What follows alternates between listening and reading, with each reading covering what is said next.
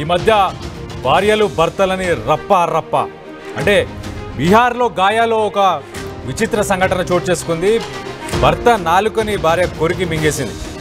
హిజ్రత్ సరాయ్ పరిధికి చెందిన ఈ దంపతుల మధ్య గొడవ జరుగుతుండే.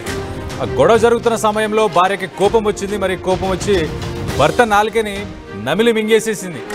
సో భర్తని సమీపంలో ఉన్న ఆసుపత్రికి తీసుకెళ్లి బంధువులు అక్కడ ఆయనకి చికిత్స కోసం అక్కడికి తీసుకెళ్లారు. దాని తర్వాత ఆసుపత్రికి వెళ్ళిన తర్వాత కూడా వీళ్ళిద్దరి మధ్యలో గొడవ జరుగుతున్నట్టు అక్కడున్న బంధువులు చెప్పారు. సో దీనికి సంబంధించి ఒక్కసారి ఆ విజువల్లో చూద్దాం.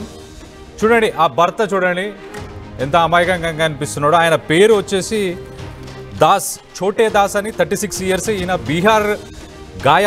బీహార్ పక్కనే ఏదైతే గాయా అని ఉందో గయా జిల్లాకి సంబంధించిన చోటే దాస్ని తన భార్య గొడవ జరుగుతున్న సమయంలో ఆయన నాలుకని కొరికి మింగేసింది. ఒక పార్ట్ని కొంచెం మింగేసింది. మింగేసిన తర్వాత చాలా బ్లడ్ లాస్ వల్ల ఆయన లోకల్ హాస్పిటల్ తీసుకెళ్లారు.